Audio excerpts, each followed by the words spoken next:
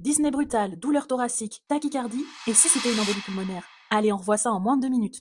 L'embolie pulmonaire est l'obstruction d'une artère pulmonaire par la migration d'un caillot sanguin appelé embole, le plus souvent issu d'une thrombose veineuse profonde des membres inférieurs. Elle peut compromettre l'oxygénation, surcharger le cœur droit et engager le pronostic vital.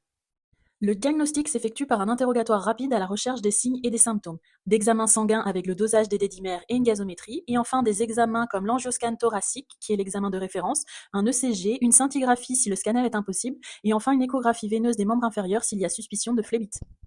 Au niveau des signes et symptômes, le patient pourra présenter une dyspnée brutale ou une aggravation rapide de l'essoufflement, une douleur thoracique souvent pleurétique majorée à l'inspiration, une tachycardie, un malaise, des sueurs et une anxiété, une toux parfois avec des hémoptysies, une hypotension, une syncope et une cyanose dans les formes graves, et enfin, jambes gonflées, douloureuses et chaudes, cela évoque une thrombose veineuse profonde associée.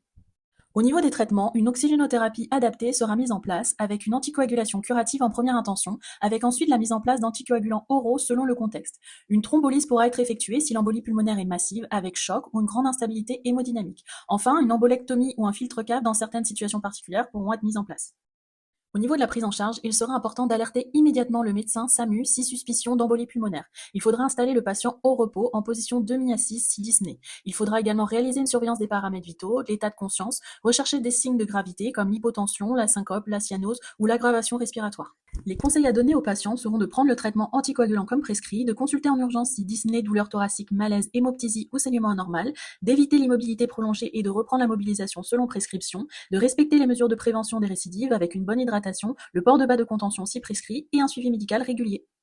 J'espère que cette vidéo t'a plu. Si c'est le cas, n'hésite pas à la liker, à l'enregistrer et à la partager.